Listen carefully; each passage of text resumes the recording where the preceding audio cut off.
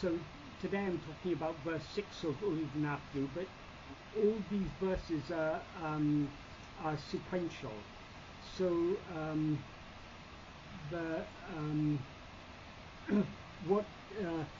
this verse follows on from what Bhagavan said in the previous two verses.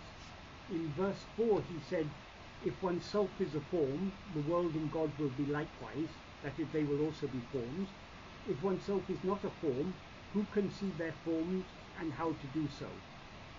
And then he asks a rhetorical question, can what is seen be otherwise in nature than the eye that sees it? And he concludes by saying that the real I is oneself, the infinite I. I here is not I as in the first person pronoun, but I as in the organ of sight, which he uses as a metaphor for awareness. So basically he says that according to the nature of the awareness, what we are aware of will be of the same nature.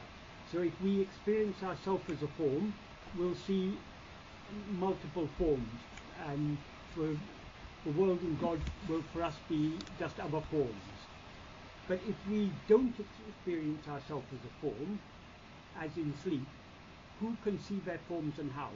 When we don't experience ourselves as a form, as in sleep, we don't experience any forms.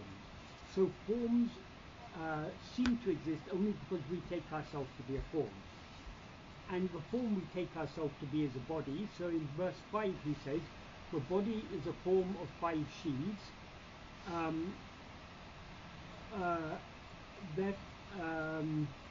Therefore all 5, that's all 5 sheaths, are included in the term body. The 5 sheaths are the physical form, the gross body, the life in that form, the prana, the mind, the intellect, and the darkness of self-ignorance, which is also the abode of all Vishaya vasanas. So without such a body, that is, whenever we experience ourselves as this physical body, we also experience ourselves as the life within the body, as the mind, as the intellect, and we don't experience what we actually are. So the darkness of self-ignorance is the background against which all these other forms appear. All these forms appear. It's like the darkness in the cinema theatre. So Bhagavan says, without a body, is there a world? Say, leaving the body, is there anyone who has seen a world? In dream we take a body to be ourselves and we see a corresponding world. In waking we take a body to be ourselves and see a corresponding world. If we don't take a body to be ourselves, there's no world to be seen. So those are the two verses we dealt with the last couple of months. So this month we're dealing with verse 6, which is a continuation. In the previous verse he said there's no world apart from the body. In this verse he says there's no world apart from the mind. What he actually says in this verse is, the first sentence, ulahaim pulaṉgaḻ ḻuruvēṟaṉ. That means the world is a form composed of 5 kinds of sense data, not anything else. And in the Kalivemba version, he added one word before this, which is kuṇḍō. So kuṇḍō ulahaim pulaṉgaḻ ḻuruvēṟaṉ. So the word kuṇḍō means which is seen, which one sees, but there sees stands for perceiving in general. So the world which we perceive is a form composed of 5 kinds of sense data, not anything else. The term he uses for the 5 kinds of sense data, the term in Tamil is aim pulaṇgaḻ. Pulaṇgaḻ in this context means sense data, what is perceived. That's the sights, the sounds, the smells, the tastes, and the tactile sensations. All these perceptual impressions are what constitute the world. Apart from this, there is no world. So we assume that these impressions are caused by an external world, and that external world exists independent of our perception of it. but we perceive the same kinds of sense states, the same perceptual impressions we experience in dream also. And while dreaming, we assume that the dream world exists independent of our perception of it, just as we do now. But according to Bhagavan, this when we wake up from a dream, as soon as we wake up from a dream, our identification with the dream body is broken, and as soon as that identification is broken, we no longer see the world as real. We take the world in dream to be real so long as we're dreaming, because what is real is only ourselves. Because we are real, and because we experience a body as ourself, the body seems to us to be real. And because the body is part of a world, the whole world seems to be real. Because the body can't be real and all the other objects of the world being unreal. If this body is real, the world is real. And if this body is ourself, since we are real, the body seems to be real. But as soon as we wake up from a dream, that is, as soon as the dream comes to an end, we no longer experience that dream body as ourself, and then we're immediately able to recognize that what we experienced in the dream was our own mental projection. There wasn't actually any external world in our dream. It was just our own mental creation.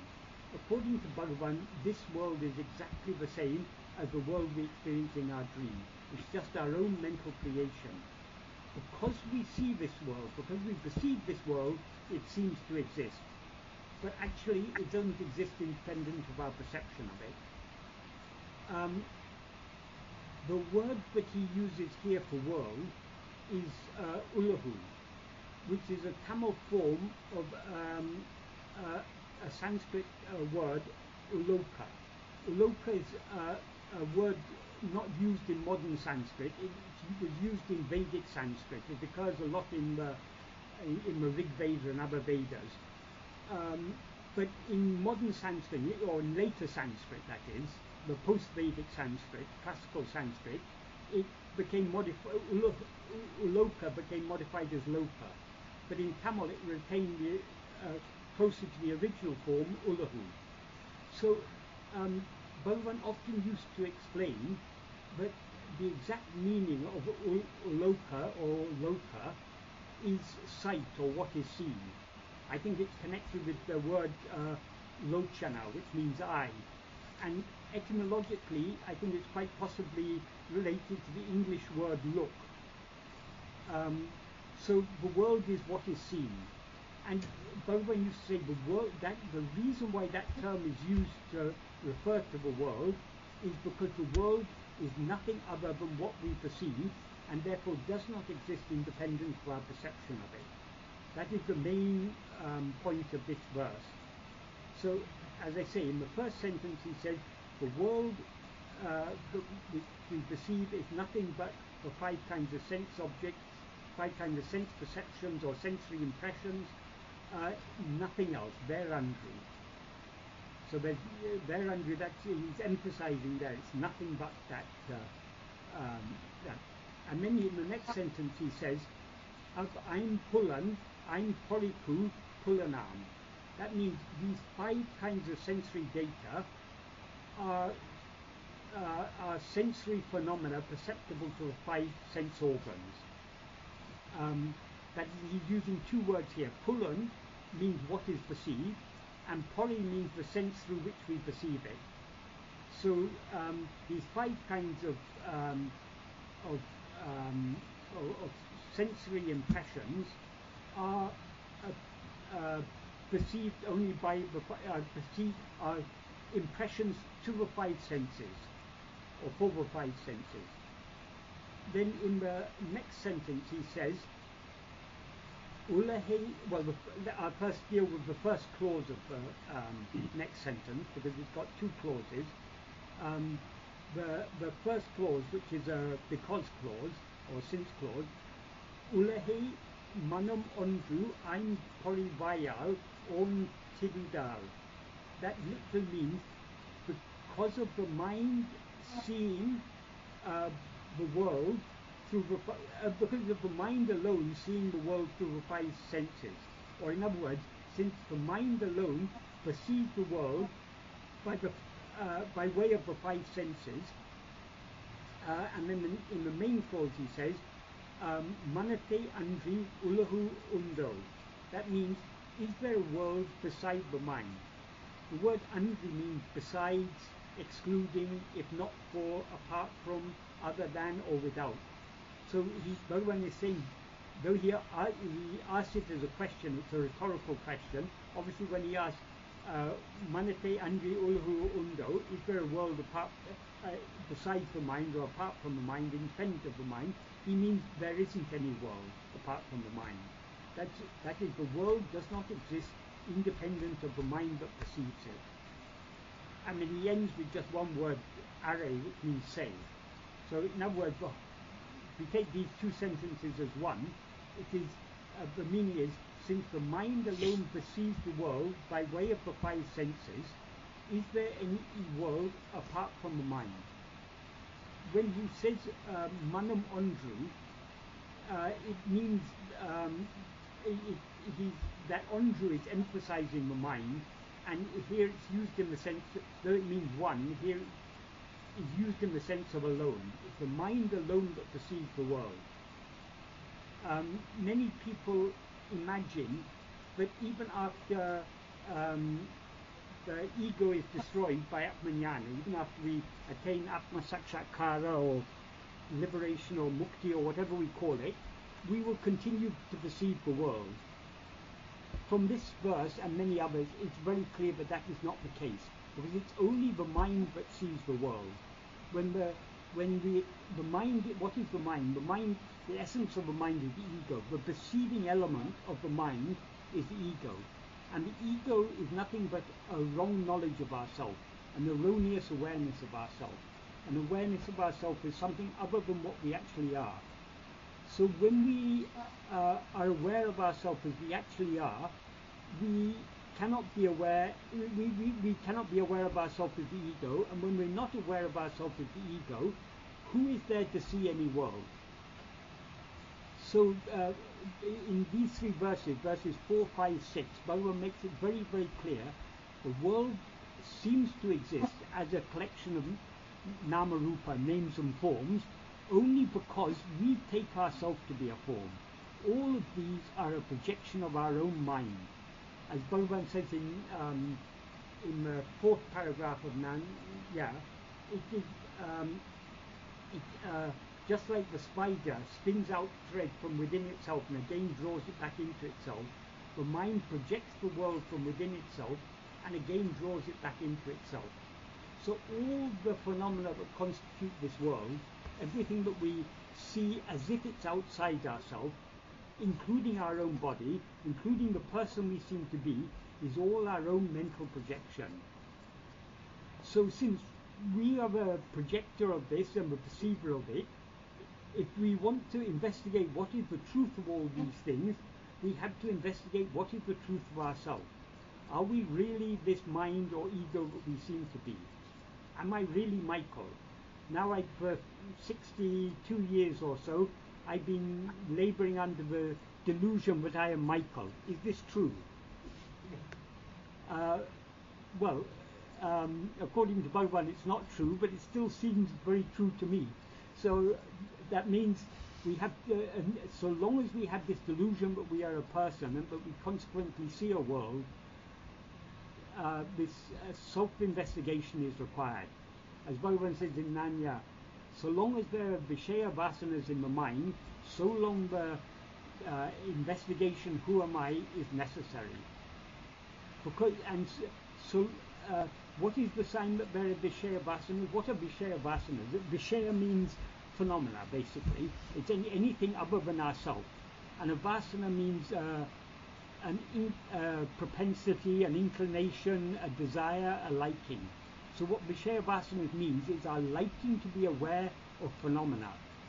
And so long as we experience ourselves as an ego, we will have such a liking, because the ego comes into existence by taking itself to be a form. and it stands by grasping forms through its five senses, as he says in ουλļadu Nāṛpadu verse 25.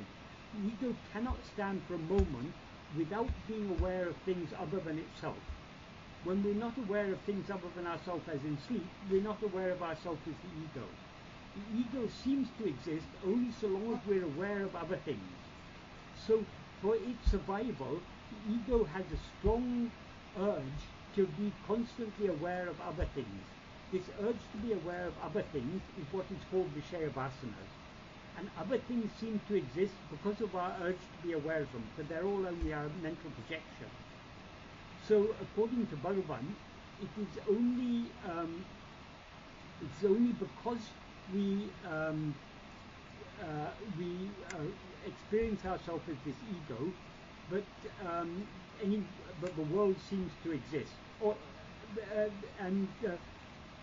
we are aware of any world.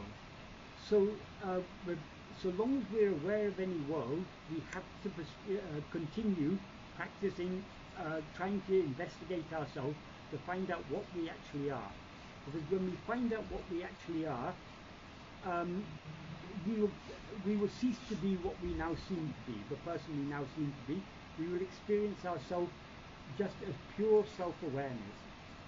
Pure self-awareness, why is it called pure?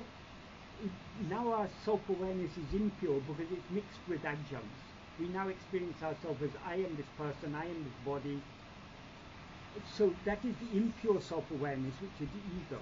The pure self-awareness is not aware of anything other than itself. So long as there's the least awareness of anything other than ourselves, anything that appears or disappears, anything that we are not constantly aware of, we are not experiencing ourselves as we actually are. We are not experiencing pure self-awareness, and therefore we are still ego. So long as we have the slightest awareness of anything other than ourselves, we have to continue investigating ourselves. To whom do these other things appear? Who is aware of all these things? We have to look back at ourselves more and more keenly, more and more persistently and steadfastly, until eventually we will see what we actually are, thereby destroy the ego. And when the ego is destroyed, as Bhagavan says in verse 26 of ουλļadu Nāṛpadu, investigating what it is giving up everything. Because when we investigate it, it takes flight, as he says in the previous verse. And when it takes flight, everything else takes flight along with it. So Bhagavan, in ουλļadu Nāṛpadu, Bhagavan is saying this in so many different ways in different verses, but essentially it's the same message he's emphasizing again and again and again. Nothing exists apart from our perception of it. Other things, we perceive things other than ourselves because we mistake ourselves to be this ego. If this ego or mind, ego is the essence of the mind, it's the perceiving element of this mind. So as he says in verse 26, if the ego comes into existence, everything comes into existence. If the ego doesn't exist, everything doesn't exist. Therefore the ego is everything. And as he says in this verse 6, is there any world besides the mind or besides the ego? Well, clearly the answer to that question according to Bhagavan is no.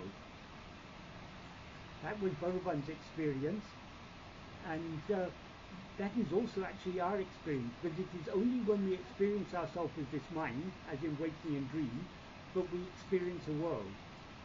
As soon as this mind subsides in sleep, the appearance of the world also disappears, also ceases to exist. So Bhagavan's teachings are very, very, very simple.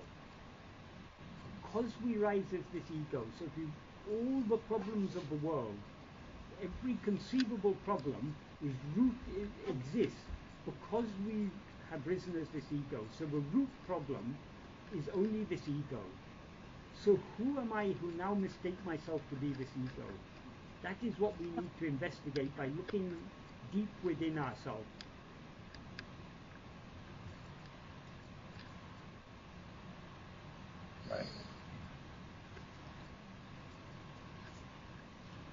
So if you have any questions. I think this this verse sort of goes with the previous verse, right? Yeah. 5, 6, 7 sort of acts as a set. Yes, 4 also. 4 also. 4 also, right? Yeah. And it's interesting. One thing I knew, I learned today is that the real meaning of the word loka. Yes. So the loka is what we normally translate as world, Yes. but sort of the true meaning, Michael just interpreted for us that it is what we see. I think it's recorded in various books, probably in talks and such places. But it's something Bhagavan often used to say. I'm not sure about.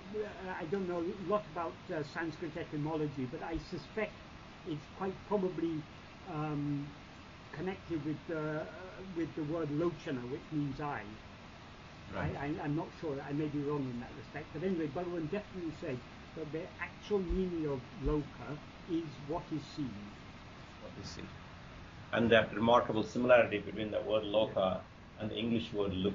Yes.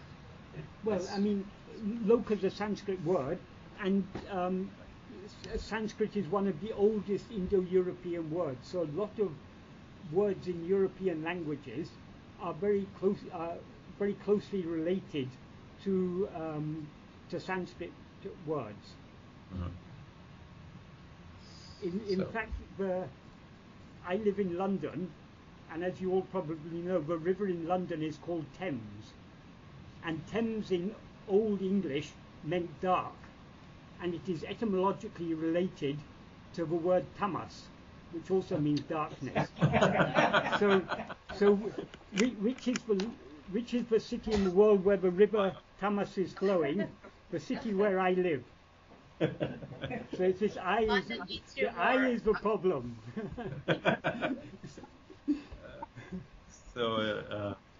So I'm sure you're not close to Tamas. I'm fairly close to it. We cannot escape Tamas until we escape the ego. Exactly. So the ego is the problem. The ego is the whole problem. Ego is the whole problem. That's why Bhagavan focuses on just one thing. In Buddhism, for example, they say that desire is the root of all problems. In classical Advaita philosophy, they say avidya, ignorance, is the root of all problems. But for whom is desire? It's only for the ego. For whom is avidya, ignorance? It's only for the ego. So the root of all problems is the ego. And Bhagavan said, even in Christianity, they have this concept of original sin. Bhagavan said original sin is nothing but the ego. Because for whom is that original sin? It's only for the ego. So the root of all sin, all problems, all kinds whatsoever, is only this ego.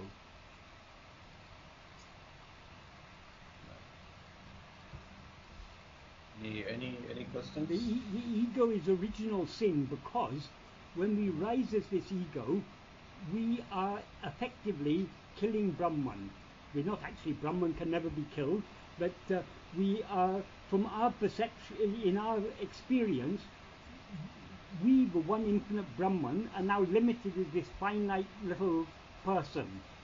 So that is in effect Brahmahatya, the sin of killing Brahman. So that is the original sin. Of course, all this is true only in the view of the ego, because in the view of Brahman, it is always as it is, and there is never any ego. So that's why Bhagavan said, Bhagavan often used to quote, I think, Shankara saying, Drishtim jnanamaya kritva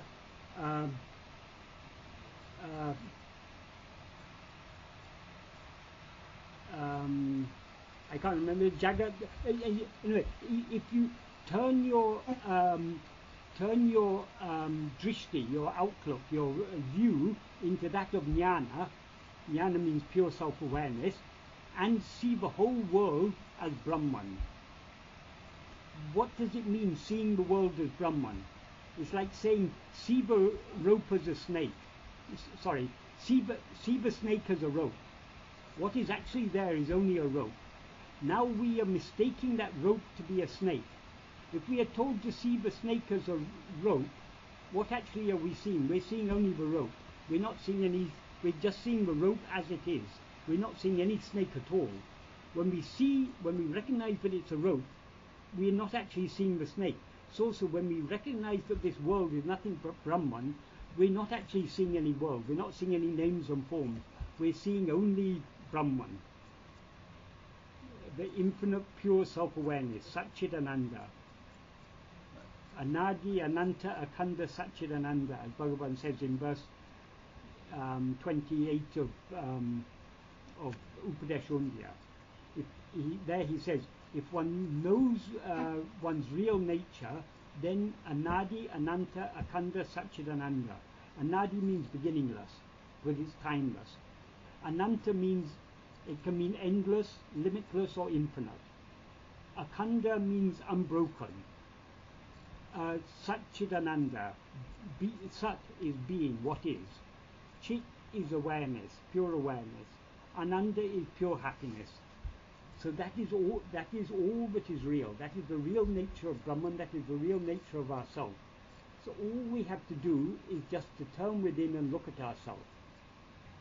Nothing, according to Bhagavan, nothing is easier than that. But why it seems to us to be difficult, because we're not yet ready to let go of this ego. We still have so many desires and attachments. We still want to continue experiencing ourselves as this finite ego. We there means the ego wants to experience itself as the ego. But if the ego turns within and looks at itself, it will disappear, and what will then remain is what always existed, which is pure self-awareness. That is why Bhagavan said, liberation is eternal. It's not something, if liberation or atmajnana or atmasakshakara or whatever we call it, if it was something to be attained in future, having once attained it, it would again be lost. Whatever comes has to go. So what we are seeking is what is ever present, not what we're going to gain in the future. There's nothing actually to be gained at all. All we need to do is to lose everything, lose the ego, and everything is gained. But what we gain when we lose the ego is what we already always have. It's only in the view of the ego that we seem to be anything other than Brahman, the infinite Satchidananda. So the choice is ours. Unfortunately, we're rather foolish and we keep on making the wrong choice. But if we persevere in trying to follow Bhagavan's path, slowly our mind will be purified. That's it. Vishaya vasanas will be weakened. Our desires will be weakened. And the more they are weakened, the more our mind is purified, the more willing we will become to surrender ourselves completely. And according to Bhagavan, we can surrender ourselves, that's this ego, only by attending to ourselves. We have a couple of new people here, so we'll start with Dr. Reddy. You had a question? Yes. It is really not a question, but it is to seek a clarification. Right. The liberated persons Yes. physically have got the mind, and when we say about the absence of mind or dissolution of mind, do you mean it is the pure mind which can be crystal clear, you can see from one end to the other end, it passes through? So the mind exists, but it is pure. Is that the meaning of absence of mind?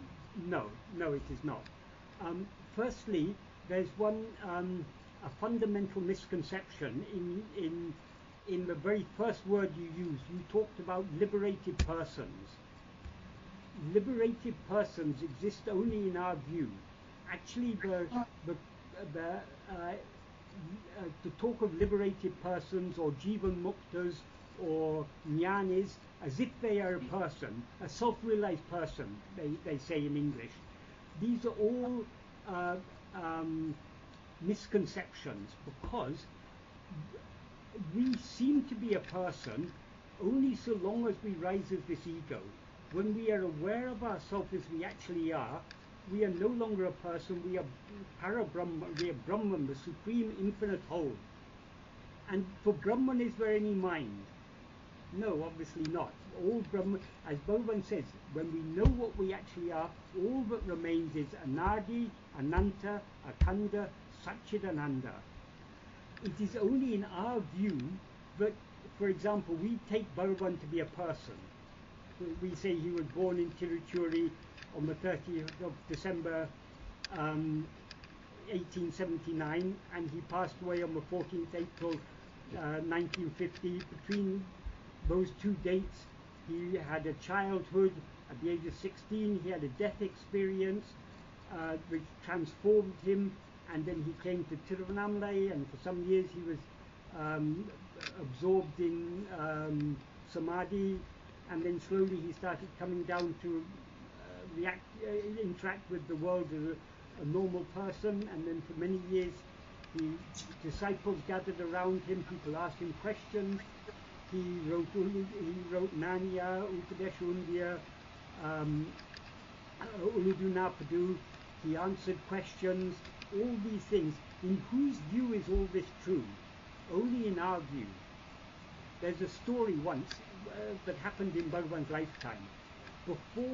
Shortly before Self-Realization, book by B.V. Narasimha Swami, was the first biography of Bhagavan. But before that was published,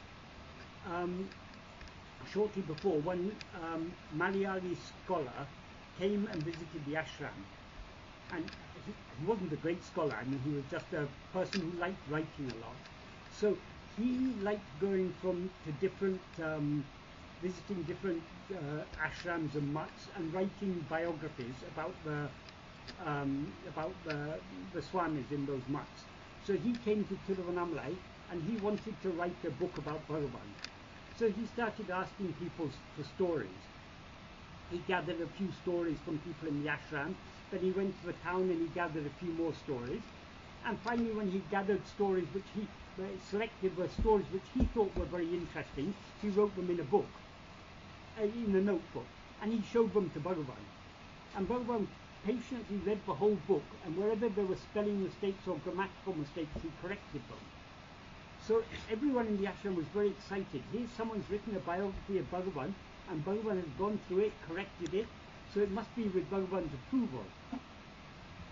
But nobody in the ashram at that time knew Malayalam.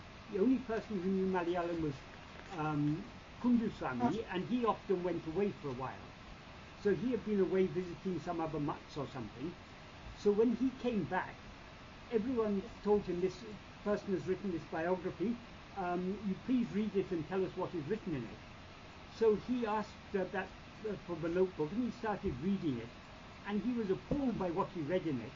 What was written in the book was, Bhagavan was a lawyer in Madurai. he had 3 sons, and he did some tapas, and he acquired cities, and he flew through the air to Tiruvannāmalai. And since then he did so many miracles, one miracle after another. This was what the book was all about. So Kundu Swami said to the person who wrote it, how can you write all this? This is all just made up stories. None of this is true. And he said, how can you say that? Bhagavan himself has read it and he's corrected it and approved it. So then Kundu Swami went to Bhagavan and said, Bhagavan, is this not your corrections here? Bhagavan said, yes. Then Kundu Swami said, but Bhagavan, is all this true? And Bhagavan just pointed at the world and said, is all this true? Is this alone false? So for Bhagavan, the biography, even if we research Bhagavan's life meticulously and get all the stories correct and verified and everything, and write a biography of Bhagavan, according to Bhagavan, that is no more true than the biography written by that Malayali scholar, because Bhagavan is not the body that we mistake him to be. On another occasion, one visitor came to the ashram and was asking, where is Ramana, where is Ramana? And someone said, oh, he's in the kitchen. So that person went into the kitchen and he saw one man with a loincloth who was scrubbing some pots and pans. So he asked him, where is Ramana? And that man pointed to one big brass vessel and said, there is Ramana. And he said, what do you mean there is Ramana? And then the people who were present said, Bhagavan, why you're misleading him? Bhagavan said, no name Ramana is written on this body, but it's written on that brass vessel. So by all these things, Bhagavan was indirectly teaching us, I am not what you mistake me to be. I am not this body. So it's only in our view that Bhagavan seems to be a body, and Bhagavan, that body answers questions, so we infer there's a mind in that body. I mean, how could Bhagavan have written Uڵḷadu Nāṛpadu and Upadeshundya Nanya? How could he have answered so many questions? How could he have done all these things if he had no mind? Therefore he must have a mind. We assume, but Bhagavan said that's all true. Because we take ourselves to be a body and mind, we take Bhagavan to be a body and mind. But that is not Bhagavan's experience of himself. His experience of himself is Anadi, Ananta, Akhanda, Satchidananda, nothing else. So when Bhagavan talks of Manonasa, he means it quite literally. It is the annihilation of the mind. In fact, it's almost literally true, but not quite literally true, because Bhagavan also clarified, though we call it Manonasa, destruction of the mind, you can only destroy the mind if it exists in the first place. What is called Manonasa is actually the discovery that there never was any mind at all. When we investigate, when the mind investigates itself, when ego investigates itself, it will find that there is no such thing, and that all that exists is only pure self-awareness. Nowadays there are so many scholars, all this group of people calling themselves the traditional Vedantis, the followers of Swami Dayananda. They all say, how can you attain? They say liberation is knowledge. So how can you have knowledge without the mind? Therefore, Manonasa is not really Manonasa. It's just all it means is removing the impurities from the mind. That is Pandits Vedanta, Pandits Advaita. That is not real Advaita. What Bhagavan taught us is real Advaita. What does Advaita mean? Not two. If there's not two, that means there's nothing more than one. The one that actually exists, as Bhagavan says in Nanya, Yatharthamai Uڵḷadu ekap maswarupam oṉṭṛi. That means what actually exists is only Atmaswarupa. That's the real nature of ourself. That is, which he clarifies elsewhere, is just Satchidananda. Nothing else exists. Everything else seems to exist only in the view of the ego. But if we investigate this ego, we'll find there's no such thing at all. So we can't really kill the mind or kill the ego, just like we can't kill, if we mistake a rope to be a snake, if we beat it with a stick, we're not going to kill it. The only way to metaphorically kill that snake is to look at it very carefully and see that it's a rope. Likewise, if we look very carefully at this ego or mind, we will see that what it actually is just pure self-awareness, and that there never was any such thing as mind at all. So Bhagavan doesn't hide anything from us.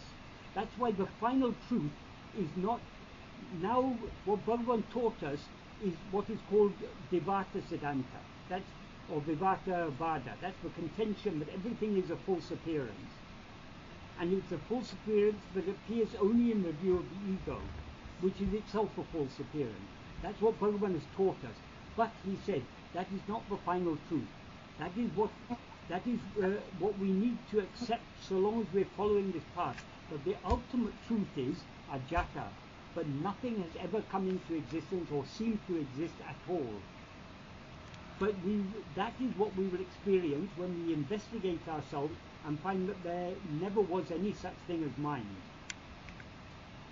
In verse 17 of Upanishadundi, he says, Manati ļuruvēṟaṉ maravādichāva maṇamenam oṇģģilei undi para. Akum magam idundi para. That is, if we, without any forgetfulness or any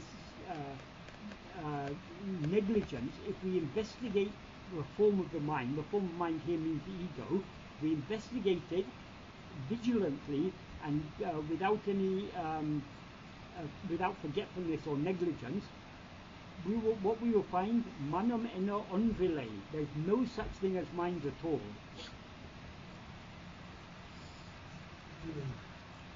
It's it may be a little difficult at first to accept this, but if we study Bhagavan teachings more and more and practice more and more, not that there's a lot to study, but what I mean by studying more and more, thinking more and more deeply about it and trying to put it into practice, slowly it will all become clear to us, and slowly our conviction that what Bhagavan is telling us is the truth will be strengthened. Because firstly, we can be convinced by simple logic, but that's not enough, because logic can mislead us. Logic is a judgment. We have to be able to see the truth in things to understand the logic of it. And so we need an inner clarity, and that inner clarity comes by the practice of atma-vichara, self-investigation. The more we are the original light, so the more we attend to ourselves, the more we clarify the mind, the more we purify the mind, and the more clear all these things will become to us, and the less frightening it will seem. At first, people are very afraid when they hear that everything is going to be disappear and only Satchidananda will remain. For many people, that seems a very frightening idea, because they're so attached to their experience, their awareness of phenomena. But if we practice Bhagavan's teaching more and more, it will seem less and less daunting, less and less frightening, and more attractive to us. After all, what do we get by being aware of phenomena? Day after day we're aware of one thing after another. We enjoy a few little pleasures and so many difficulties along with them. And we've been doing this for crores of janmas, millions and tens of millions of lives. So why should we continue? A time comes when we have to get tired of all these things.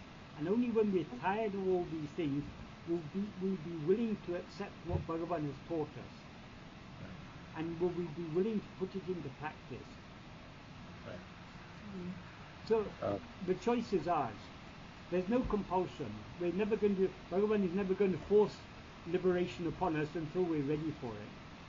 So only when we're ready to give up the mind once and forever, and everything that goes along with the mind, then only we are ready to surrender ourselves completely to Him. Kathy, you had a question? Yes. Yes.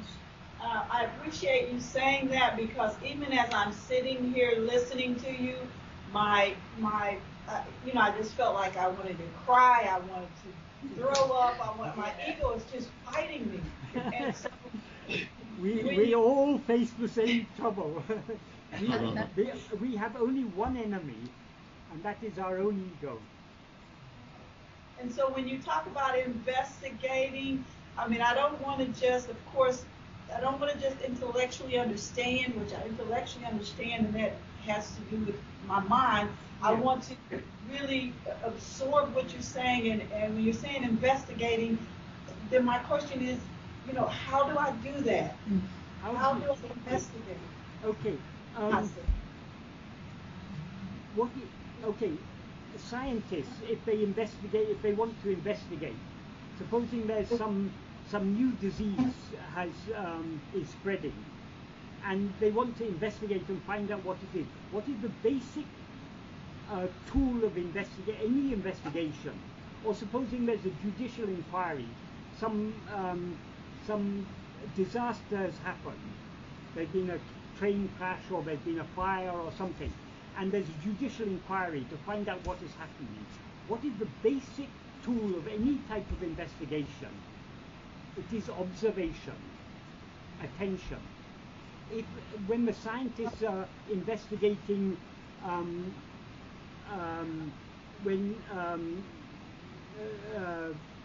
astrophysicists are investigating phenomena in far distant parts of the universe, they need so many instruments. They need all types of sophisticated electronic telescopes and equipment. Or if they're investigating tiny little atoms, they need accelerators, all these sort of things. So many equipment they have. But whatever instruments they're using, the basic tool they're using is their own observation. These instruments they use are tools to aid their observation. But in the case of self-investigation, what we're investigating is not anything outside ourselves, but only ourselves. So all we can do is observe ourselves. That is, look very keenly at ourselves, attend to ourselves. So self-attentiveness, being self-attentive, is the only way to investigate ourselves. I can explain it in another way. We are always self-aware. There's never a moment when we're not self-aware. We're saying, I'm sitting, I'm doing, I've got a headache, I'm looking forward to tomorrow because I've got some exciting thing that's going to happen. I regret what I did last year because it caused, I lost my friends because of a mistake I made. So many things. There's all our whole experience in life is centered around this I, in some way or other. I have got work to do. I have got a family to look after. I have got hopes for the future. I have got memories of the past. Our whole life is centered around this I. So what is this I? It is the self-awareness. So there is never a moment, we cannot be aware of anything without being aware of ourselves. Because in order to be aware of something, we must be aware that we are aware. So in order to be aware that we are aware, we must be aware of ourselves. So the basic form of the fundamental form of awareness is self-awareness. All our experience is centered around our self-awareness. Even when we're aware of nothing else whatsoever, as in dream, we are still self-aware. Because when we wake up, we know very clearly, I slept. So that I is the self-awareness is what is constant throughout waking, dream and sleep. So there is never a moment that we are not self-aware. But we are not aware of ourselves as we actually are. Why? Because we're not attentively self-aware. Because we are more interested in attending to phenomena than in attending to ourselves, we take our self-awareness for granted. And so we confuse our self-awareness with other things. Now I'm aware of this body, but my self-awareness and my awareness of this body are confused. So I feel I am this body. I am sitting here. I am talking. I am thinking what to say next. So I'm confusing myself with all these phenomena. But none of these phenomena, there's no body in sleep.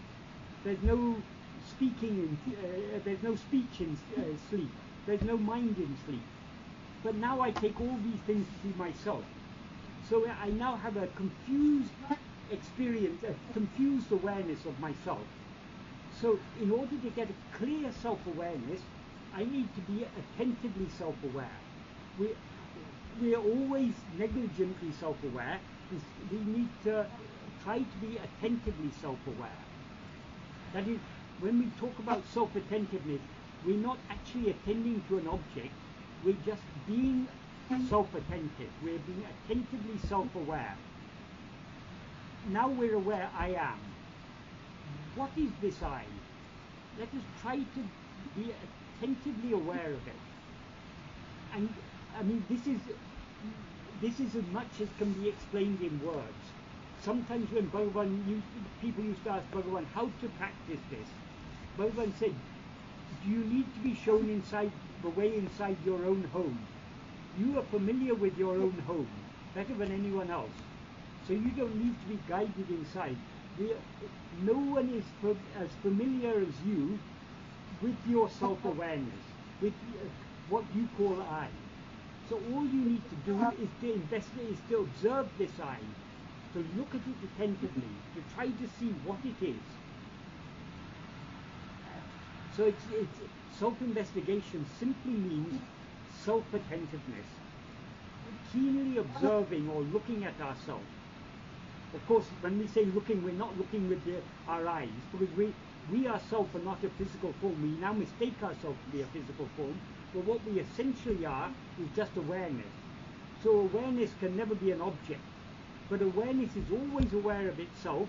All it needs is to be attentively aware of itself. Does that help? Does that make it a little clearer? Yes. So that's probably a good explanation of the technique of self-inquiry. It's not even a technique. Not even a technique. Right? To call it, what is the technique for seeing the sun? Just look at it. Just look. Right. Even that is pushing, making it a little fancy. What is the technique to see ourselves, to know ourselves? Just look at yourself. Right. What the mind does not know, the eyes do not see.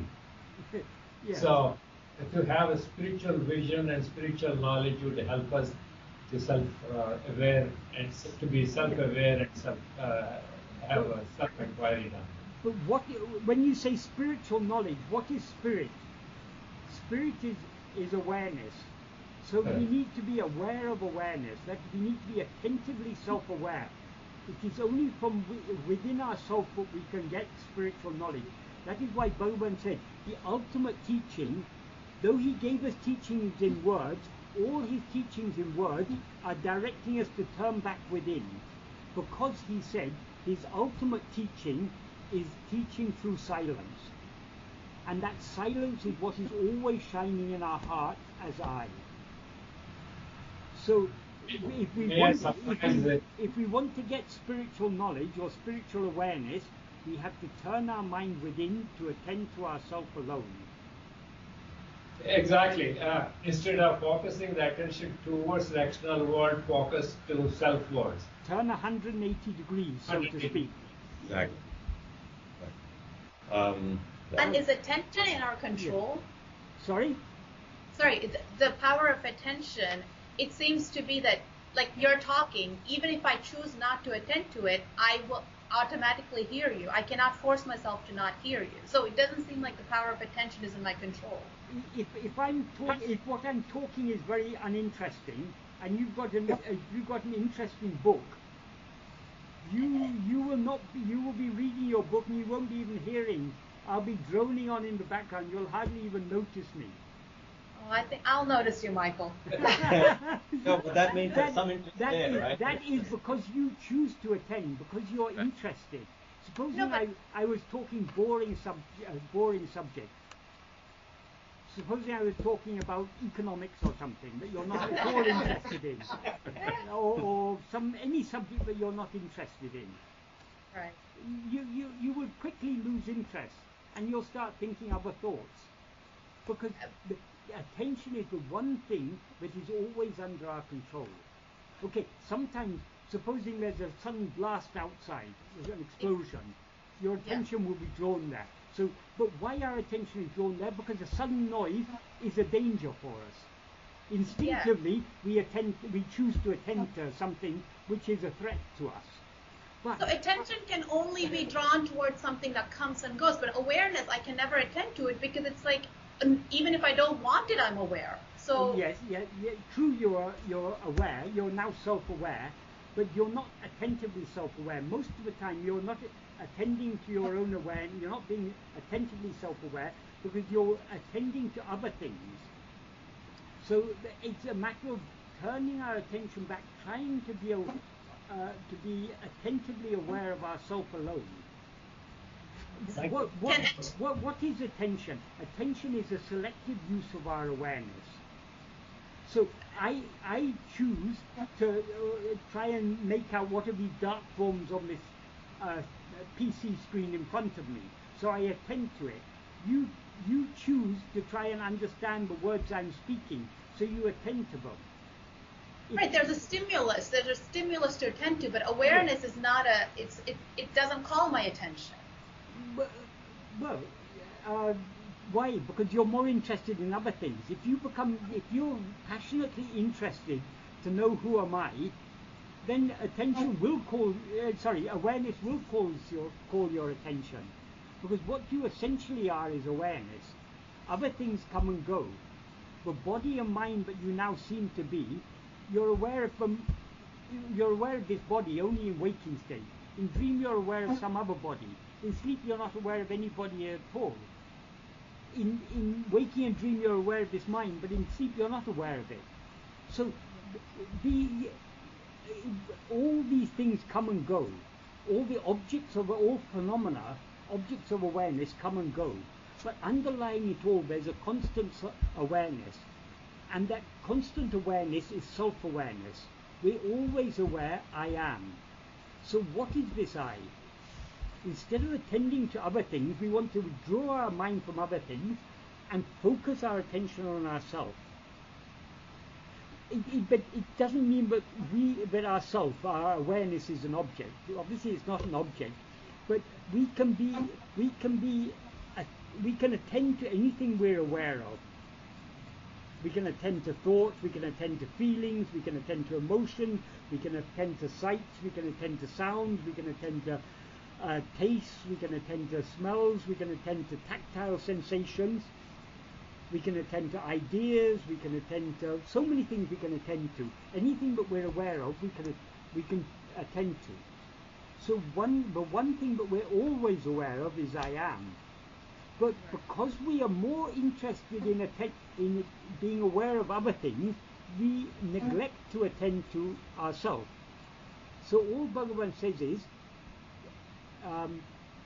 change the manapoku, that the direction of our mind has to turn back to take interest in ourselves. That's why reading and reflecting on Bhagavan's teachings is very important, because all that is required to follow to practice Atma-vichara is passionate interest. Okay, our interest may not be so passionate. At least a little interest should be there to get started. And as we go on, that interest should become stronger and stronger and stronger until it should become an all-consuming passion. That can be cultivated only by practice. So we have to be very, very interested in this. And the more we read Bhagavan teachings again and again, and think about them again and again, think about them more and more deeply, the more interest we'll get. And so the more we'll put them into practice. The more we put them into practice, the more our mind is purified, so the more interested we are. And so this, that's why Sravana Manana Nidithyasana. Sravana means hearing or reading. Manana means thinking about it.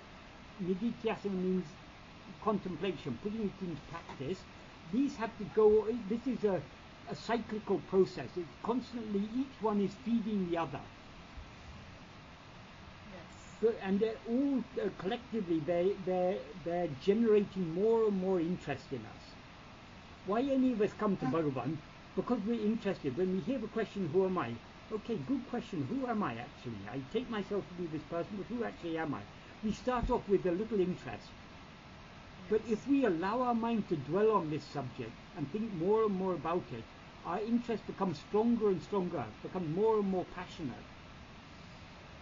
And the more and more we will try to be attentively self-aware.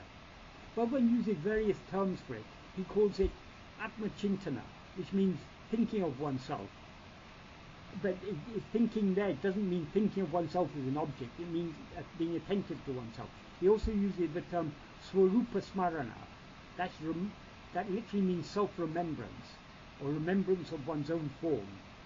So no word can explain it adequately, but the words are all pointers. We have to follow those pointers and try and understand what clues Bhagavan is giving us through each of these words. Constantly he's pointing us back towards ourselves. So let us try to turn our attention within.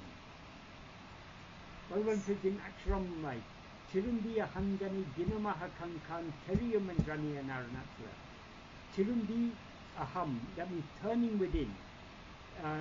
Tanei dinam aha kankan, that see yourself with the inner eye. Inner eye means eye in the sense of the organ of sight. The inner eye is attention. So seeing ourselves with our power of attention, doing that dinam means daily, but that means constantly trying to be self-attentive. We don't have to, it can be beneficial sometimes to close our eyes and lie down or sit down or whatever, but even in the midst of other activities, even now when we're talking, we can be attentively self-aware. Instead of just attending to what Michael is saying, attend to the meaning of what Michael is saying.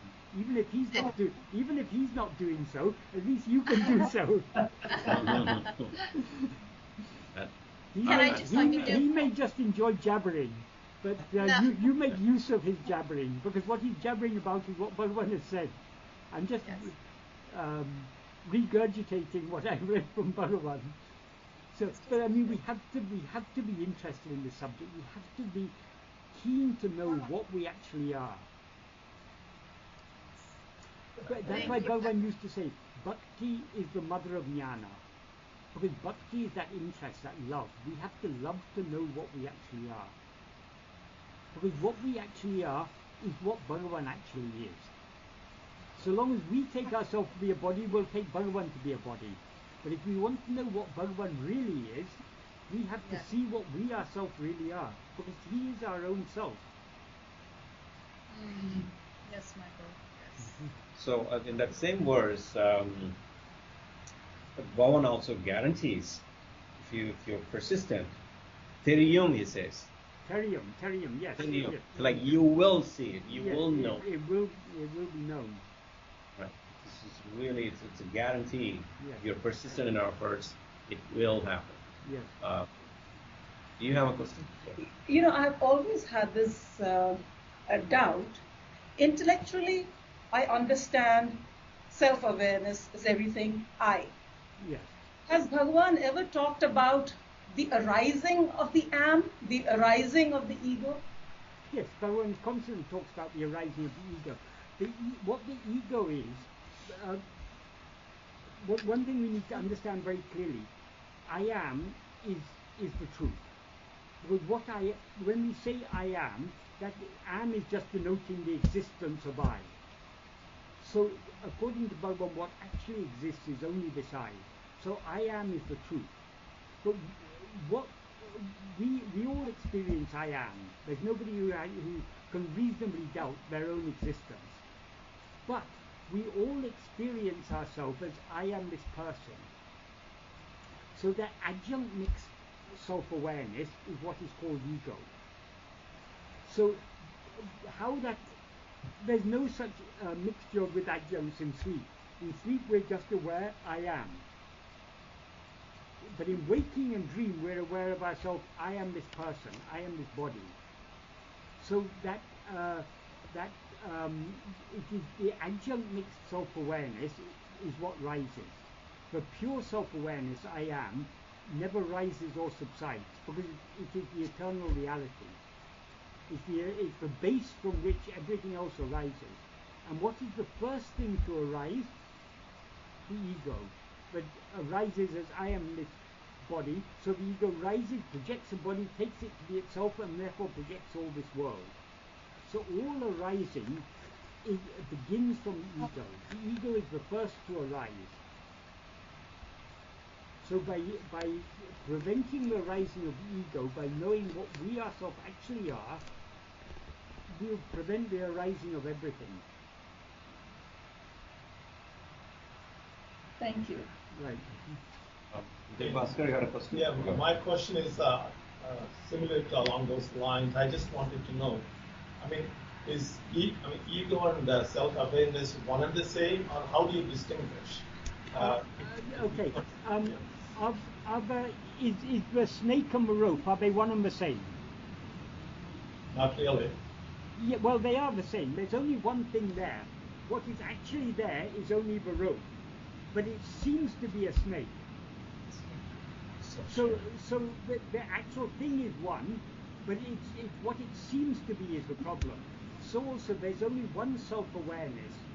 Now that self-awareness seems to be this ego. So pure self-awareness is what we actually are. Ego is what we seem to be. When we mistake ourselves to be anything other than pure self-awareness. That's why we don't have to. Bhagavan said it's sufficient for us just to investigate this ego, because if we investigate ego, investigating ego is like looking very carefully at the snake. What happens if you look at the snake carefully enough? You'll see it's a rope, and that there never was any snake there. So also, if we look at this ego carefully enough, we'll see that what it actually is just pure self-awareness, and it never had risen as I am this person.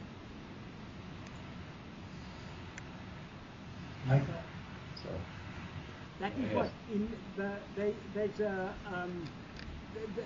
one of the Mahavakyas is Tattvamasi. You are that. Some of these pundits, they say it's not sufficient to investigate only the tat, the tum, you also need to investigate tat. But that means they haven't understood the meaning of that, because if tat is tum, if that is you, by investigating yourself, you're investigating that. There are no two things there, a you and a that. They're only one thing, but you are that. So if you want to know what is Brahman, all you need to do is investigate yourself, the ego.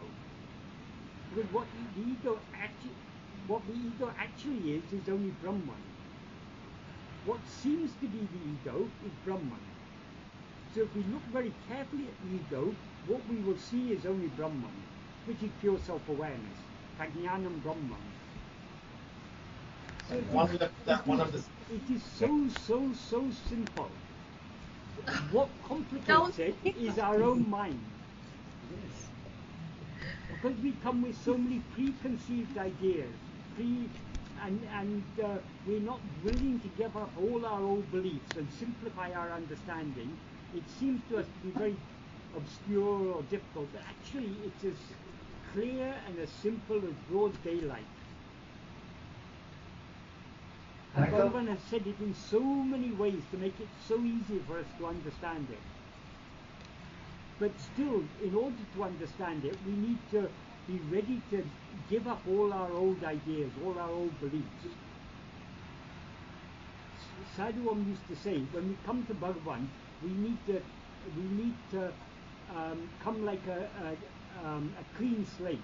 He said, if you give me a slate which is full of so many scribblings, and ask me to write Bhagavan's name, if I write Bhagavan's name over the scribbling, it'll just become one more scribbling. But if I wipe the slate clean and then write Bhagavan's name, then only you'll be able to see the beauty of his name. So also, if we want to understand his teachings correctly, we need to be ready to give up all our old ideas and beliefs. We need to make our mind a clear slate. Then his teachings will make a real impression on our mind, and we'll understand them deeply. But so long as we're clinging to old ideas and beliefs, Bhagavan's teachings will be just some among the many confused ideas in our mind. They will appear like other confused ideas. Only when we clear our mind from all confused ideas will we understand the clarity and the simplicity and the coherence of all that Bhagavan has taught us. Michael? Yeah, that'll be Yes. good. I have a question. Yes. You explained the self-attention so beautifully today Yes. again. But there is also this competing attention from the practical world that we live in. Not just the householder. I mean, your disease ravaged your body, you're in pain, your house is on fire, and so not always we can attend ourselves, or can you? What's your attitude towards There's no point in asking about me, because asking about me is for you to ask about me is an atma vichara. An atma vichara means inquiring about what is not yourself. Whether I am able to attend to myself all the time or not is nothing to you. I mean, some people, because I'm able to talk a little bit about Bhagavan's teaching, some people assume I'm a jnani. I have people who write to me saying, you must be a jnani, why don't you admit it? When I say can you, it's a rhetorical question. Let us say, just for the sake of argument, I am a jnani. What is it to you? And by saying I am a jnani, what is it to me?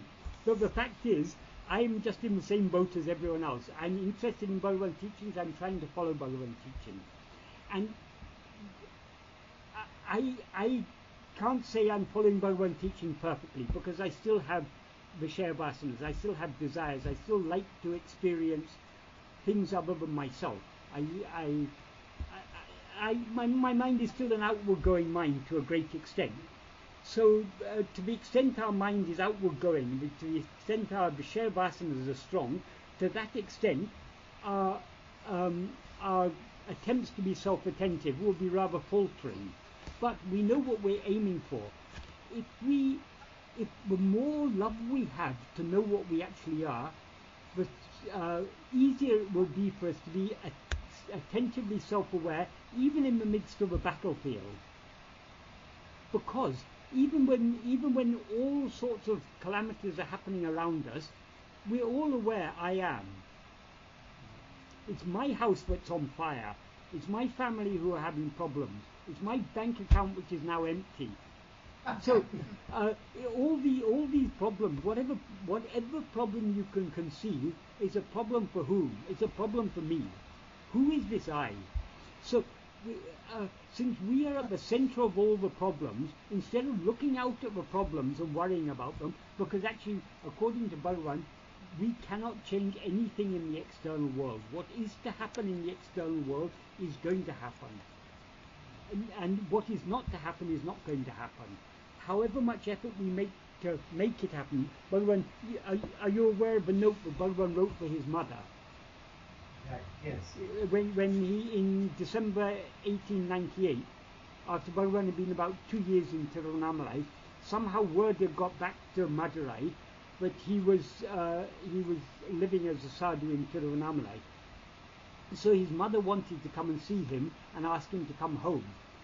But because the family were fairly poor, they couldn't come immediately. Eventually, when they could afford it, her elder son brought their mother, and she came, and Bhagavan at that time was living in Padacchēdam, a spur on the eastern slopes of Arunachala.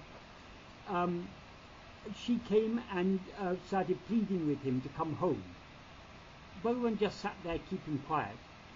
And eventually the people who were sitting there, they couldn't bear it any longer, seeing his mother weeping and Bhagavan sitting there as if unmoved. So they said to him eventually, Swami, we know you don't like to talk, but at least here's a paper and pen. Can you not at least write a message for your mother? And what he wrote is, Abarava prarabdha prakaram adakanavan angang girindu atvipan. That literally means Avarava prarabdha prakaram, according to their prarabdha. That means according to the prarabdha of each person, according to the destiny of each person, adakanavan is a term which by implication refers to God or Guru, but actually all it means literally is he who is for that he who is for ordaining the fruits of karmas, Adakanavan Atuvipan. Atuvipan literally means will make them dance. So all the actions that we have to do according to prarabdha, we will be made to do. And one other term he said, Angan Girindu Artavipan. Angan Girindu means being there, in that place. There means, by implication, means in the heart of each one of us. So God is in the heart of each one of us, and he will make us do whatever actions we're destined to do. Then in the next sentence he says, that which is not to happen, that which is never to happen will not happen, however much effort one makes. And then he said, that which is to happen will not stop, however much obstacle one makes. This is certain. Ahalin monamai irike nandru. Therefore, being silent is good. From this, it means we can make effort to try and experience things that we're not destined to experience. And we can also make effort to try to avoid experiencing things which we are destined to experience. But whatever efforts we make, we cannot actually change what we're destined to experience. We cannot experience anything that is not destined to happen, and we cannot avoid what is destined to happen. Then what does Bhagavan mean by keeping quiet? He means not trying to change anything. How can we avoid trying to change anything? So long as we rise as an ego, we have likes and dislikes. We can't help trying to avoid what we consider to be unpleasant and trying to go after what we consider to be pleasant. So the only way to keep quiet is to avoid rising as ego. So indirectly Bhagavan is telling us there, keep quiet, don't rise as an ego.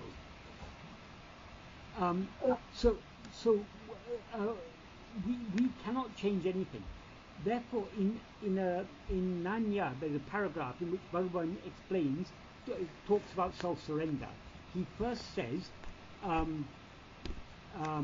Anma chintane tabira, vera chintane kalambarku, satram idum kodamo, atma nishta paranai irupade, tanne isanaku alipadam.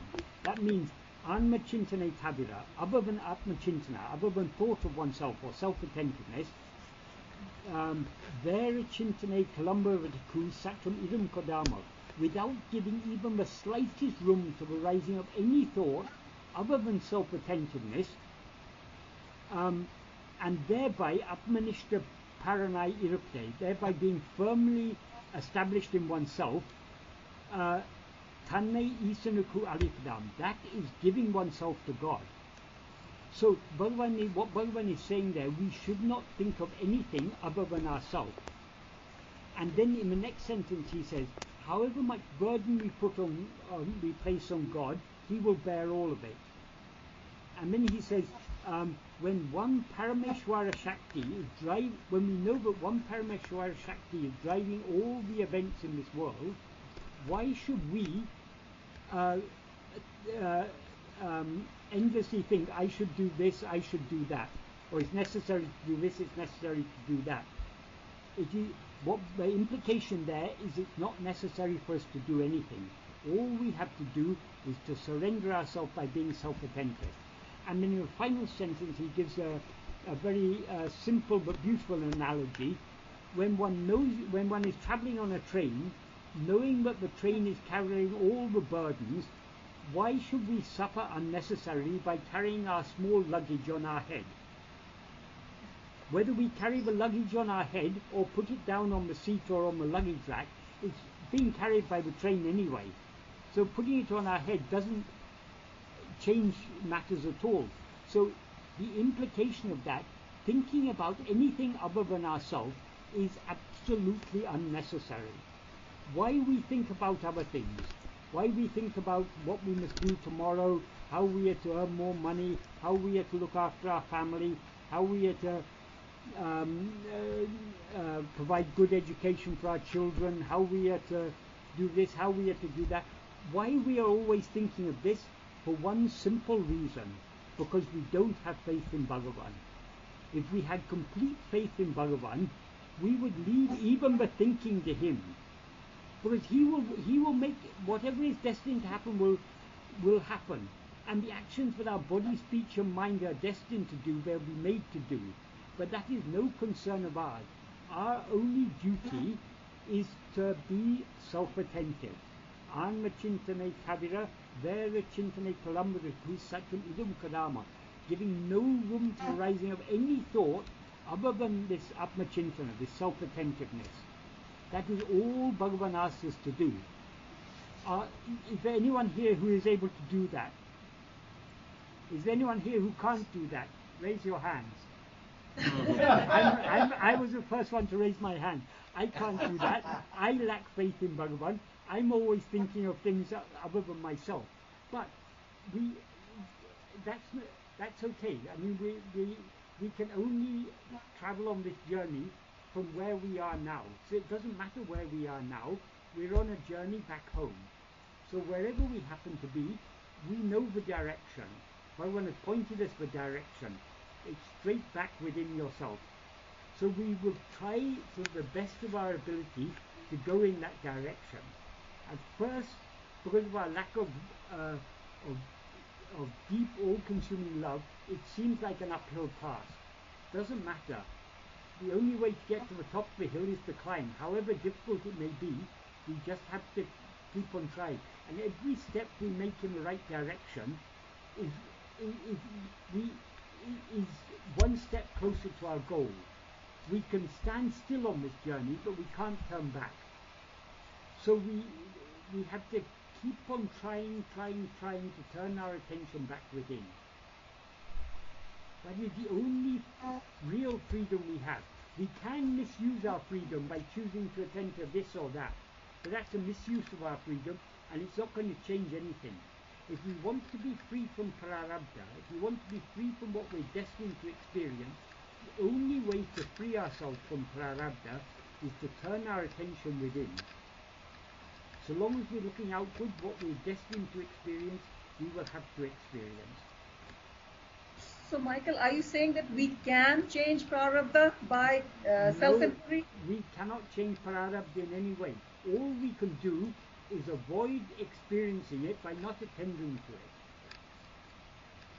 And how do we create, if we don't have free will, how do we who said we don't have free will? We do have free will, right? We do have free will, yes. And that's why we create the future. Yes. If we didn't have free will, how could we have created this prarabdha? It's only by free will that we generate agamya, and agamya gets stored in the fruit. Agamya gets stored in sanchita. From that, the fruits are selected for prarabdha. So there is both fate and free will. We don't have, though we have free will, we cannot change anything, but we are free to like or dislike it. We're free to try to change it. We're free to react against it. But all such extroverted use of our free will is futile, because we're just generating fresh karma. If we want to be free of all the three karmas, the only way is to investigate who am I, the doer of these karmas, and the experiencer of the fruit. Bhagavan says in verse 38 of Uڵḷadu Nāṛpadu, if we are the doer of karmas, we will have to experience the resulting fruit. But if we know ourselves, when we know ourselves by investigating who is the doer of karma, the ego will vanish, and along with it, all its three karmas will vanish along with it. Because as he says somewhere in Uڵḷadu Nāṛpadu, when the husband dies, all three wives become widows. So when the ego ceases to exist, for whom is the agamya, for whom is the sanchita, for whom is the prarabdha? There's no one there to claim it, so it gets written off.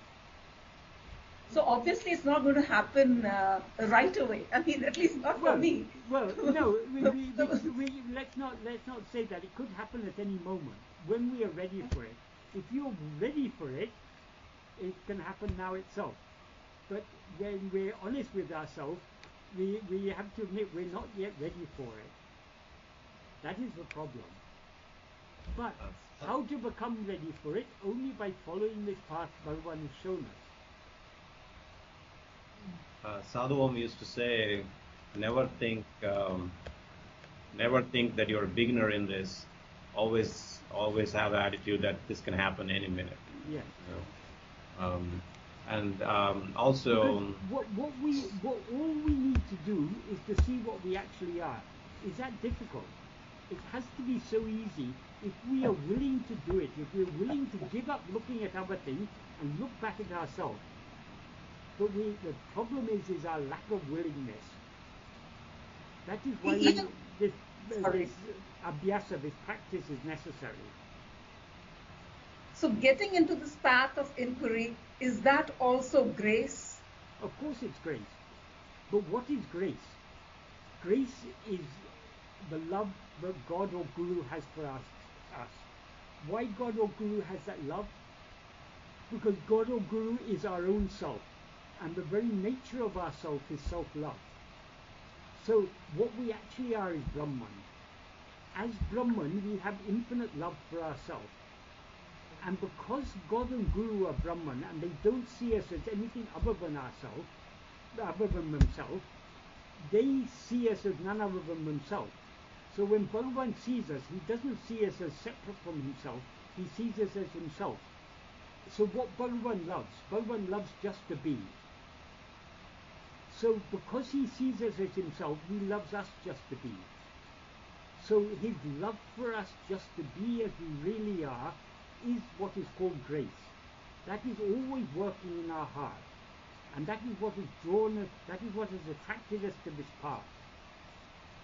So Bhagavan often used to say, grace is the beginning, the middle and the end. Thank you. yeah, go ahead, Ram. Michael, Yes. a couple of questions. The first is related to what you said before. Maybe you don't need to elaborate too much on that. When I'm here, the focus is on self-realization, Atma Vichara. When I step out of this room, go into my office, the focus is on money, position, all the material things. My direct question is, it is possible to be over there and still to do this? Of course it is. Because it seems to be unreal at this point to me, but looks like it's possible. Even we can all start with, when a small child is learning to walk, it starts with small steps. It gets up, it falls down, it gets up, it falls down. Eventually that small child may one day be an Olympic runner. But when it's even take a champion runner like Mo Farah. Some 30, I don't know how old he is now, maybe 30 years ago, he was a small baby. And he was just toddling around, learning how to take those small steps. Now he's the fastest runner in the world. How he went from that to this? He started off with small steps. So we all have to start off from where we are. We are all small toddlers. So we begin, at least let us start making, if we say, oh, I can't run this marathon or something, so if a small child says, I'll never be able to run this marathon because I can't even walk, so I won't even try, that's foolish. It's only by trying to learn to walk, but eventually one day we may be able to run that marathon. So also in this path, we have to start from where we are. Start with small steps. And okay. Those small steps, it's like on a mountainside. If a little bit of snow is dislodged and begins to roll down, it gathers more and more snow until eventually it becomes a huge snowball. And as it gets bigger, its momentum picks up. But if it never moved in the first place, there would have been no snowball. But it's just a small little piece of snow needed to start rolling down, and that started the whole formation of the snowball.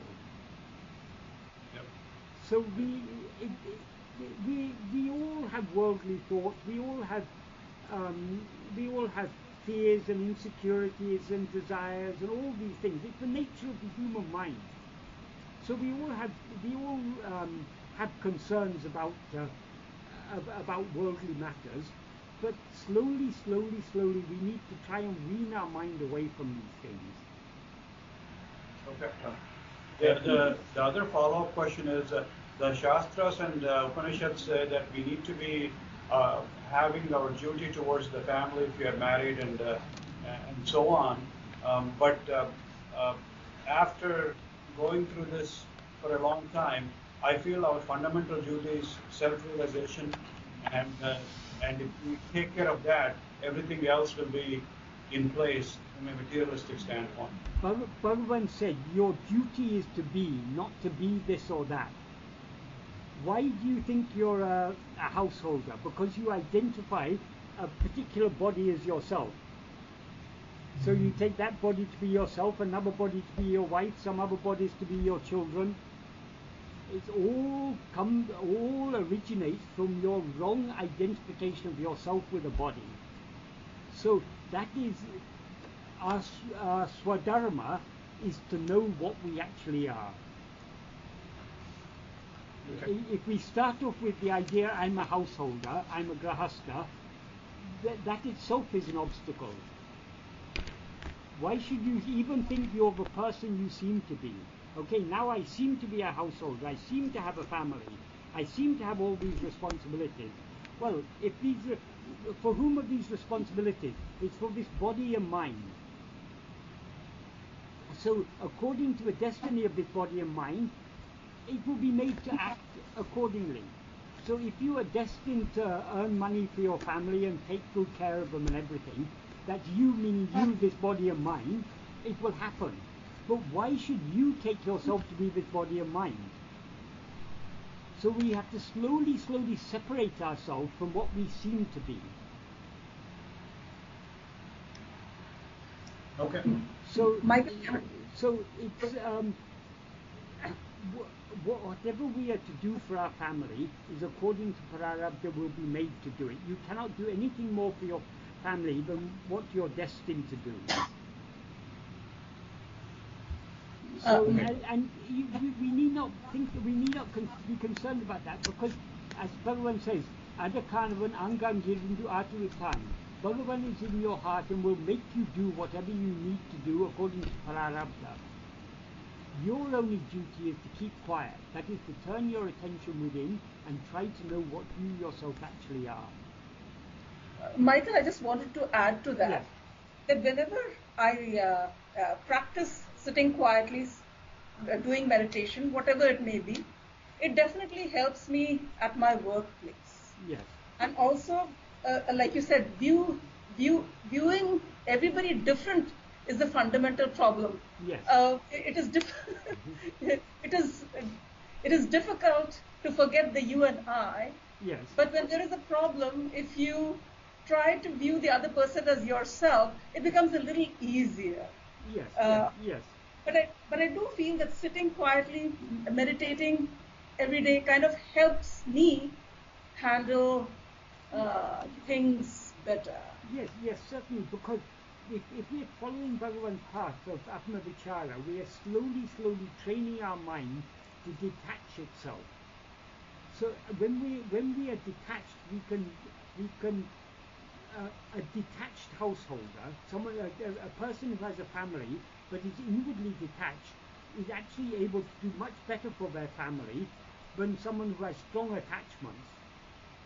Because often the strong attachment may cloud our judgment. So it is.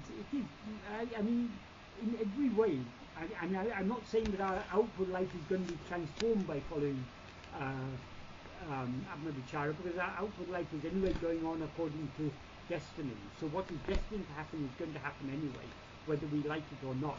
But we are able to be much calmer and much more at peace in the midst of all this than we would otherwise be. And simply just understanding Bhagavan's teachings helps to free our mind to a very, very great extent from the world. Everyone born in this world has problems. Even if you're a billionaire, you'll still have problems. Even if you're a beggar on the streets of Mumbai, or you're one of the poor people suffering from cholera in Yemen or something, problems are there for everyone.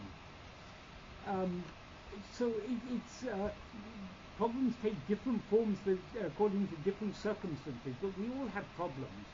But we can cope with our problems or we can bear with our problems much better to the extent that we are able to detach ourselves from it. Supposing we're in the worst type of suffering, supposing we're starving or having some terrible disease or something, do we have to worry about it? Because we all know we're going to die one day anyway. Whatever great problems we have now, in 100 years' time, we won't be around to experience it, and there'll be no one who even remembers the problems we had. So why do we give so much importance to it? So in this way, we can slowly train our mind to be detached. And to the extent that we're able to detach our mind, even in the midst of other activities, to that extent it will be easier for us to turn our mind within. So sadhana is not just the 5, 10, 15, 20 minutes we sit morning and evening to do our meditation. Sadhana, Bhagavan used to say, sadhana needs to go on throughout the day. That's and what is sadhana? Self-surrender and self-investigation. That's it. It's pretty simple. Yes. Very simple, very simple. What Bhagavan teaches us is simple, we are very complex. Or we mistake, no, even that is not true. We are very simple, but we mistake ourselves to be something very complex. And we've got ourselves caught up in this complexity. So we need to separate ourselves from this complexity and return to our native simplicity. I think that's maybe the significance of, I think Jesus said something like, unless you become like little children, you will not enter the kingdom of God. That's unless we become so simple. Right. Give up all our identification. Okay, life is complex. The life of each one of us has a complex life and complex problems and everything. But the complexity is there for us only if we identify ourselves with the person who has to face all this complexity. Are we actually this person? It's only by separating ourselves from this person that we can return to our native simplicity, that we can become like little children and see the kingdom of God, which is always there within us. Right. So that's giving a Christian twist to it all. It doesn't matter. It doesn't matter. We can say it in any language. Well, once there was some meeting in Tiruvannāmalai, an all India meeting of Muslim scholars, and they had that meeting every year, and they would have in different places at different times. So one year they happened to have it in Tiruvannāmalai. So after their conference was over, a group of people from that conference came to Bhagavan, and one of them asked to Bhagavan, Swami, what is the goal of all religion? Bhagavan answered, salam. Salam means peace. And then he asked, what is the path to attain that goal? Bhagavan said, Islam. Islam means surrender. So we can find. We can express Bhagavan's teachings in terms of any religion, or even if we're with atheists, we don't even have to talk about God, because God isn't an essential concept in Bhagavan's teachings. Even the atheists cannot deny that they exist. So we can even express Bhagavan's teachings in terms that will be meaningful to atheists.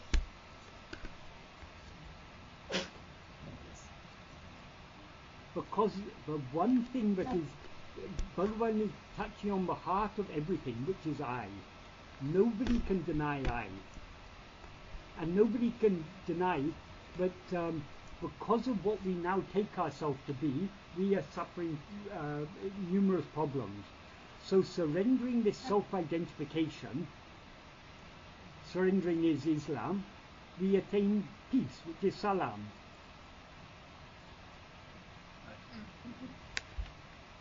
That's good. So Bhagavan is beyond all religion. what Bhagavan has taught us is not a religion, but it's at the same time it's the essence of all religions, the real heart of every religion, the spiritual essence of religion.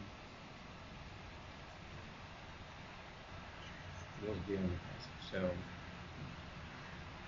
Michael. Yes. Hi.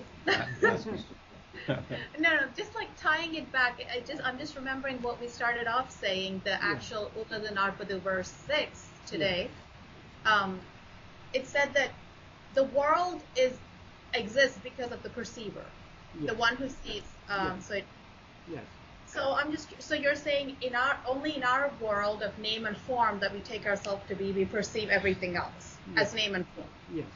But in Bhagavan's world, or whatever that realized state, whatever that is, they do not perceive the name and form. Yes. They only see the substratum or the awareness, which is...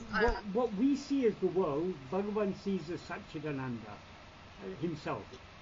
Yes. So when I abide in myself so fully that you disappear and I disappear... Yes. What does that mean? Well, I won't disappear until you disappear. You have to disappear. I know. No, I'm working on that. You are becoming hazy. No, what I mean is like... We are all waiting for you to get liberated, because we are bound here until you're liberated, because we're all get there first. in your dream. I don't know where I was going with. So for instance, right now, I know that the Earth goes around the sun, right? I mean, that's a given. That's proven that the Earth goes around the sun. But nonetheless, in my experience, even though that I know that's true, I still see the sun rise in the east and set in the west, from my perspective. So even though I would be established in the state of awareness, it doesn't mean that my vision, my senses will stop working. It's just that I will know the essence of everything, right? Just like I still perceive the sun going up and down, even though I know that it's still stationary and the Earth is the one that's going around. Whose senses? You say your senses. Again, you're identifying yourself with the body. So long as you identify yourself with the body, you can't see what you really are. When you see what you really are, you will no longer experience yourself with this body. So you will have no senses to see any world. As Bhagavan said, I cannot have life. That's why Bhagavan said in verse 4, if oneself is a form, the world and God will also be formed. If oneself is not a form, who can see their forms and how? So it's only when we take ourselves to be a body that we see the world. So we can exist without a body-mind. Yes. Always exist without that. You tell me that deep sleep I do. You exist perfectly happily in sleep without a body or mind. No. But Michael, I don't know whether I was happy or not. I just know that I slept. But you don't have any complaints about sleep, do you? No. No, right. My father does. He says he he wakes up with a back pain or this or that. That's when he's not sleeping. Yes, that's true. When he's sleeping, he won't have any complaints. Exactly. When you're in deep sleep, you're. So, in deep sleep, but I don't have any experience either. You do. Because when you wake up, you say, I slept. How do you know you slept? By inference? No, not by inference. Supposing I ask you, when you were asleep, did anyone come into your room? What would you say? You would say, no, I don't know, I was asleep. Yes. But if I ask you, were you asleep? You don't say, I don't know. You say, yes, I know. How do you know you were asleep? It's not by inference. We are very, very clearly, now we are experiencing a state in which we experience many phenomena. In dream also we experience a state in which we experience many phenomena. But we are also aware that we experience another state in which we do not experience any phenomena. Supposing that we were not aware at all in sleep, we couldn't be aware of any gap between successive states of waking and dream. We would not be aware of a third state, but we're all clearly aware of a third state. We say, I slept happily without any dream. how do you know there was no dream there if you weren't there to be aware of the absence of dream?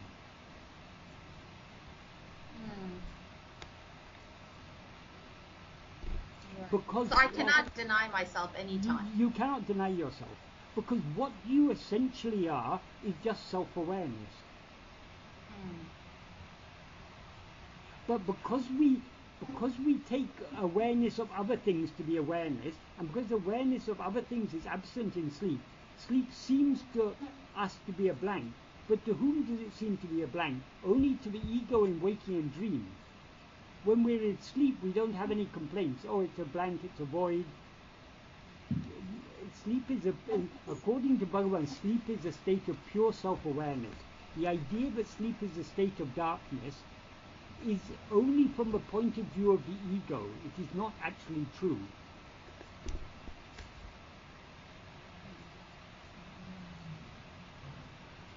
But what we experience in sleep is what we actually are.